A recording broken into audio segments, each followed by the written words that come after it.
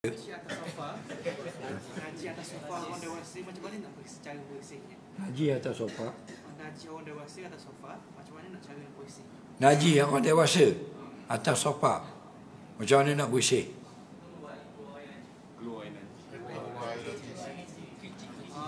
Kici. Tubik tahi. Kici Dengar minyak turun, kici dulu.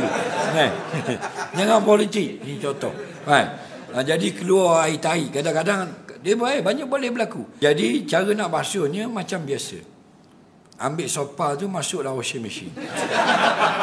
Boleh tak masuk? Tak, soalan saya boleh tak masuk? Tak boleh, nak akak ke mana?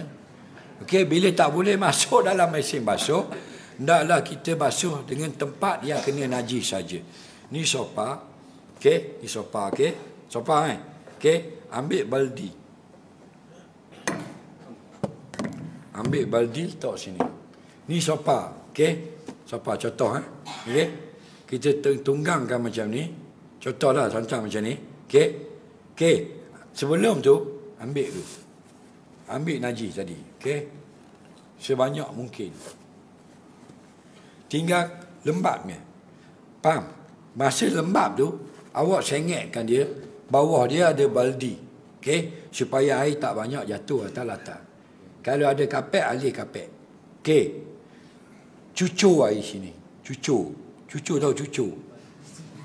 Okey, jepuk. Bang cucur.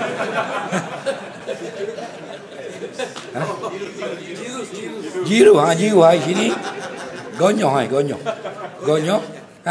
Gonyah. Lepas tu letak lagi air sehingga kita kira air itu sudah bersih. Dia dah masuk dalam sopa. Faham? Dia akan masuk sikit di dalam cushion, yang selebihnya akan keluar dan masuk dalam ni. Saya pun nak buat. Tunggingkan sopa lagu tu, tak ada besen bawah. Faham? Pegang seorang gini macam nak terbalik gitu. Faham? Cucur gitu. Kalau boleh akak, lapik beledi 2 tir gitu. Cukup mudah. Sebab kita nak akak berat luar.